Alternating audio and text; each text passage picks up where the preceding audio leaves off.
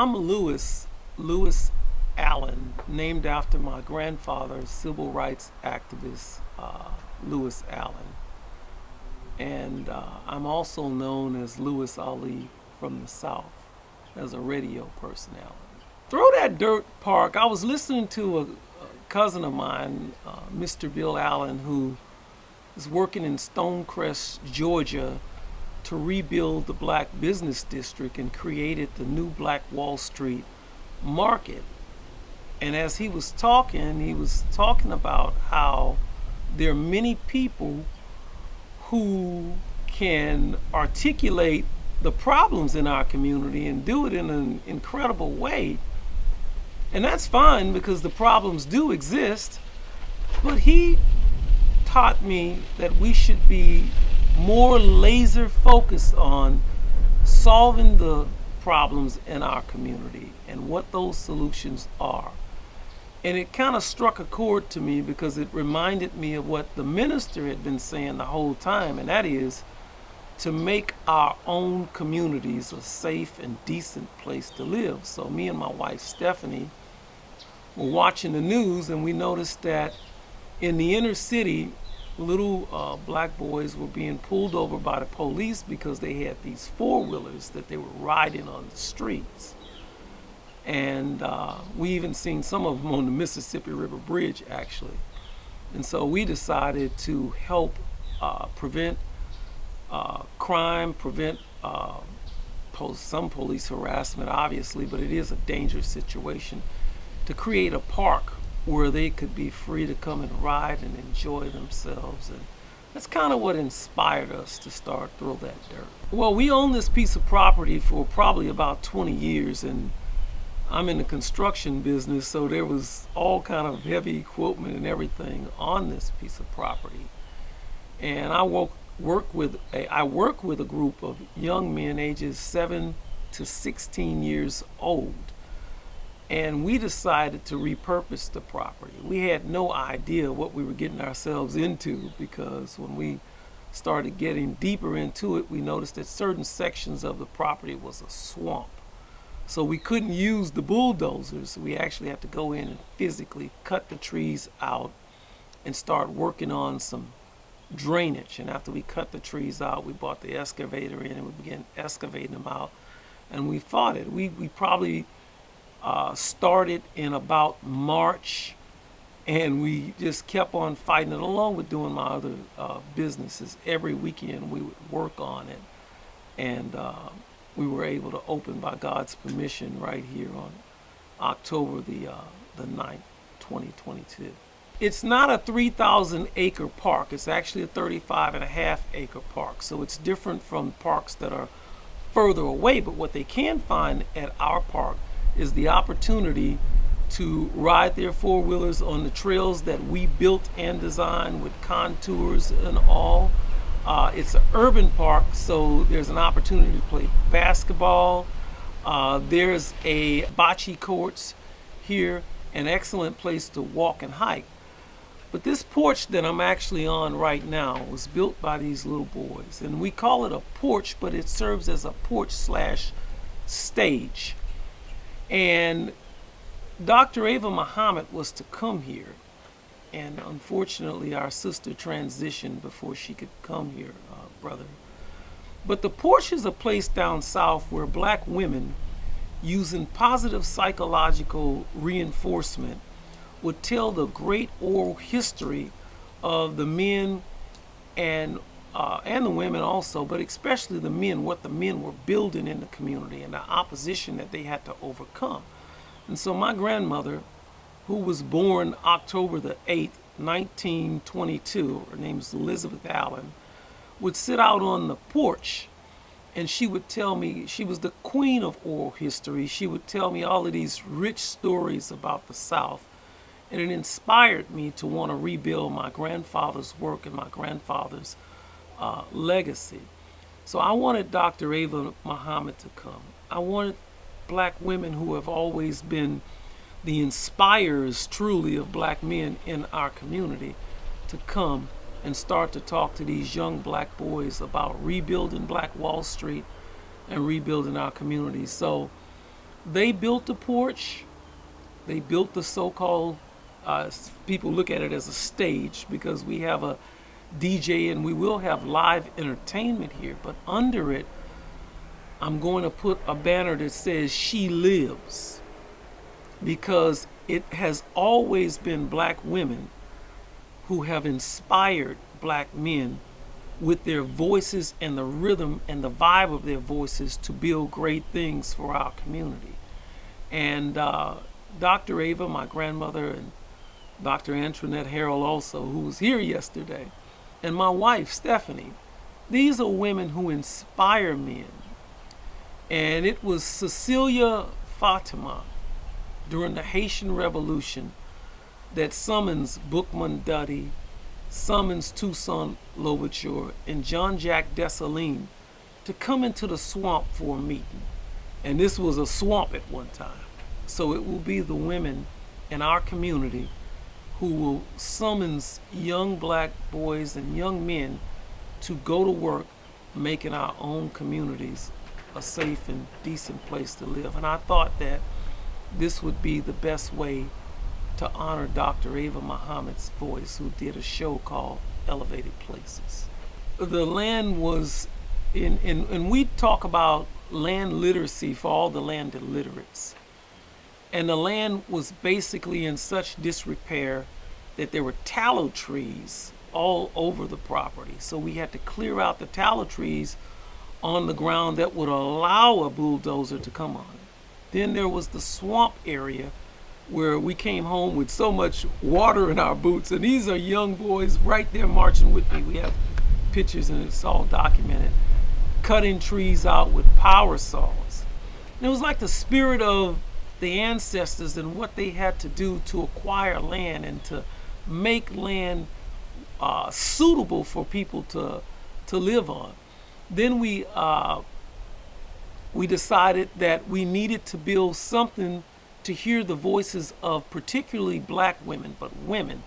And we came up with the concept of the porch. And we didn't have any plans, so we were designing this. This was coming out of our mind. You know, you say a prayer for God to guide you. And we were designing it as we went. And so we wanted to make sure that the porch sit up off the ground. It sits, it sits up off the ground, probably 3 feet off the ground, because traditionally down south, little boys would play up under the house, and this is how they would get to hear many things that the elders were talking about. They'd play up under the house. So we built a porch.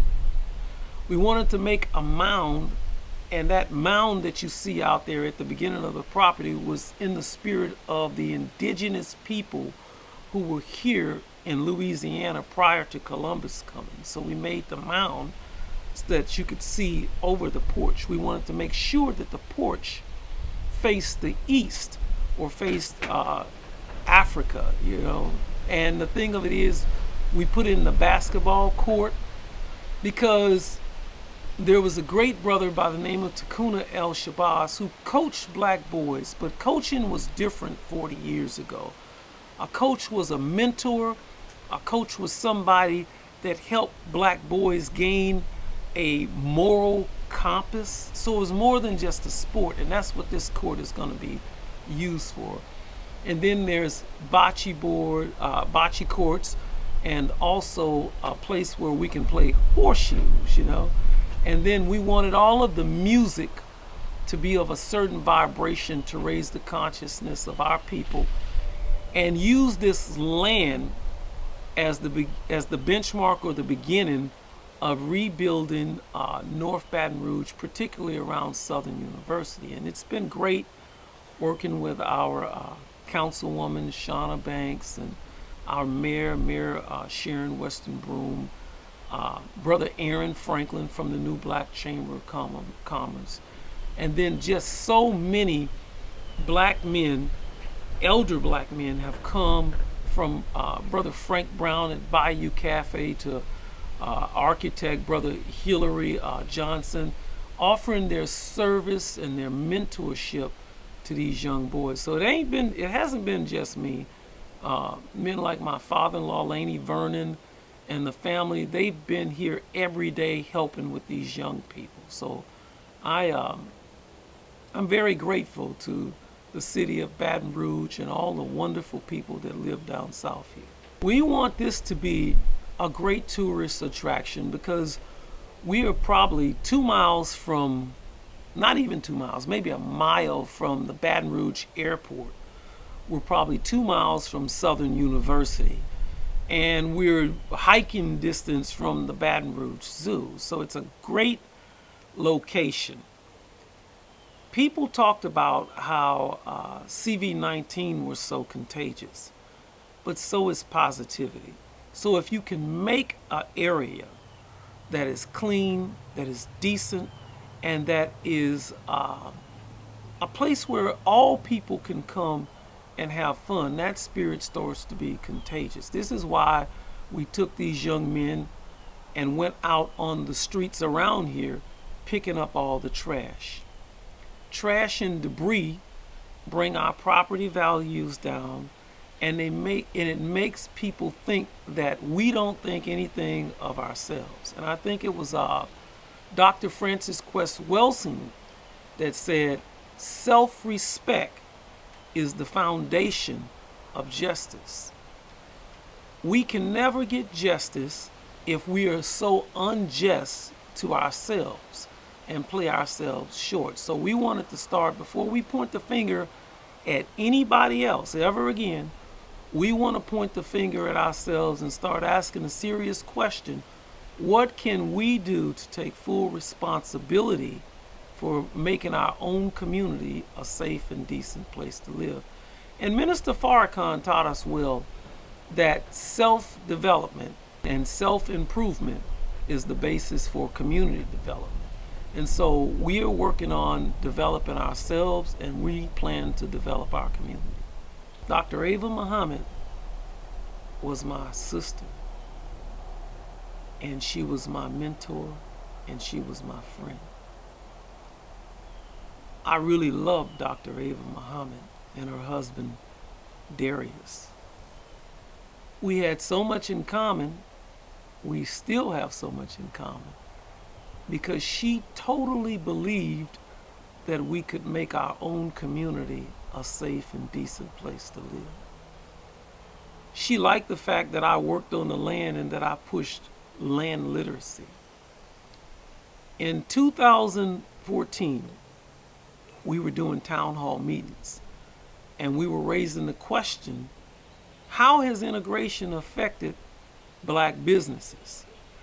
And we, on our second town hall meeting, invited Dr. Ava to be the keynote speaker at the annual Kwanzaa event. There's a sister, Sister Nanzamo, and her husband's name is Baye. And we got them to have Sister Ava come, and while she was in town, we would host a town hall meeting. And that town hall meeting was at Pastor Errol Domain's church. He opened it up and it was packed, and we began to talk about the effect integration had on black businesses. And from there, we began to go to at least 6 different cities. But Dr. Ava, when she went back to Chicago, she went back with the report. And the Honorable Minister Louis Farrakhan asked Dr. Ava to start traveling, really summons her to Chicago, and then told her to go around the country raising the question, should blacks consider separation? And almost every city she went to, I was there with the banner, and I was there with her, and the people were so fired up, it began to build a lot of momentum. And it went from should blacks consider separation to blacks must consider separation. I think by the time it's all said and done, we might have went to 30 different cities, from Los Angeles to New York to Mississippi to Florida. We crisscrossed the country. Dr. Ava Muhammad, to us, was the Cecilia Fatima of the movement. But to me personally, she was the Mary who bared witness to the messianic figure of our time, the one who could electrify and bring all of black people together to do something. I'm speaking of Minister Farrakhan, to take us from the bottom level and put us on top. And so we loved her. She, every time we got off the phone, she would tell me the same thing. I would always tell her, Dr. Ava, you know you're the best, huh? You're the best, Dr. Ava. I'd say it like that. And she would reply, we're the winners, Brother Lewis. We're the winners, beloved. And I'd speak to her usually at least once a week, but every 2 weeks for sure. And the whole conversation would be inspirational because Dr. Ava Muhammad really loved the black man, the black nation, and the black God. She always inspired men to take full responsibility for our women and our children and our community and to do something for ourselves. So when I got the word that my sister had transitioned, I was talking, and Sister Rona Muhammad and Sister Pamela Muhammad, they had it together at that time a lot more than me, because I wanted them to tell me that what I was hearing wasn't the truth. And I had fallen on the floor profusely in pain and crying. I couldn't hardly move. And my wife Stephanie came and she said, I know you love Dr. Ava, and I know you love this movement. She said, but we're going to go through a dark time. This is before the minister spoke. And Dr. Ava was a bright, bright, bright, bright star. And she said, how can Allah test us if we have a bright star like Dr. Ava? Because she loved us so much, she would tell us the answers on the test. That comment by my wife snapped me back, and I began to get up and I said, I have to build something in Dr. Ava Muhammad's name, and I have to make Minister Farrakhan's word bond on making our community a safe and decent place to live. And so it just so happened that October the 8th was my grandmother's Earth Day. And October the 9th was the day that we opened up this park. We could have started with a building, but I said we need to start with the land. Because when you reduce land to its least common denominator, you get dirt. And dirt, organized, becomes land. And land is the foundation of building self-respect, self-independence, and to get freedom, justice, and equality by having the land literacy level to where you can get the natural resources out of the earth and begin to put them into service for yourself. The whole black economy will ultimately be built on land. The Honorable Elijah Muhammad taught Minister Farrakhan us well that we should repetitiously become productive on the land, and then whatever we produce, we'll sell the surplus.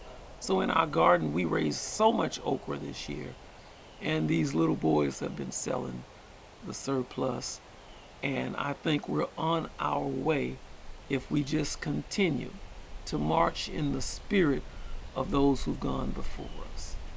And so we plan to have live concerts out here.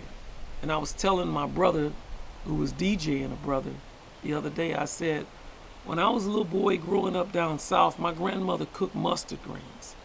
And I love those mustard greens, rice and gravy and fried chicken, cornbread and salad. When I got out the military, I still love mustard greens, but because I received a different level of consciousness, I no longer wanted pork in my mustard greens. And so some people were offended because it was no pork in the mustard greens, but soon my whole family put down pork, and they don't put pork in the mustard greens. You got to understand, mustard greens down south are big, you know? But I started thinking to myself, the same way we took that pork out of the mustard greens and people still love them, well, we could take the profanity and the degeneracy out of the culture, out of the music, and yesterday proved that we could have a really, really good time without all the profanity, without all the cursing, and we could bring the family back together on a different vibration, but the original vibration. And so out here yesterday, you seen elders, you seen young people, and you seen young people our age. And I thought it was just a beautiful thing to see as we approach the day of atonement. As I was telling Dr. Ava Muhammad in our last conversation, that we'd already pointed out what was wrong during the town hall meetings. Our people had acknowledged it and confessed it because over the last 4 years, black people have broke records in buying land in comparison to what they bought over the last 40 years during integration. And so now after we point out what's wrong, acknowledge it, confess it, and we're repenting for not obeying the Honorable Elijah Muhammad. Now it's time for step 5. Dr. Ava, I told her, it's time for atonement, where we have to physically do something to lift our community up and point to models of excellence. That's why I'm pointing toward Mr. Bill Allen in Stonecrest, Georgia. Models of excellence that we can use as benchmarks to make a better community. Atonement, and then we can reconcile, and then we can forgive, and then we can reconcile, and then we can have perfect union and peace in our own community. So that's the spirit that I'm in as we approach this day of atonement. With Mr. Bill Allen's mentorship and with the minister's guidance spiritually, I believe and I know that we can rebuild the black business districts. You know, we got a saying down south, you can't be a bee without a beehive. The black business district is to the black community what Mecca is to the Muslims. It's something that the community can circumvent around to have their needs met. And so there are others, Bradley Brown, Hakeem and Queen and others that are working to try to make our own communities a safe and decent place to live, but it actually doesn't start with housing. It starts with a busyness. The black business district, what they call the new Black Wall Street or the Black Wall Street market. It has to be an area where people come in and out like bees, giving and receiving, buying goods and giving services. And it needs to be close to a historically black college where the spirit can be contagious. All of our talented people over the last 40 years were sucked out of the community. We have to flip that and now infuse the most talented people back into the community. And I think after a while, you'll start seeing people come down here for music and culture and food and meetings, and the old socially engineered idea that we need to move way over yonder in order to have some type of peace or quality of living will just vanish overnight. And before long, you'll start seeing us have true power, because true power is rooted in freedom, justice, and equality, which the Honorable Elijah Muhammad said was love. Love of the brotherhood, the sisterhood, and the family.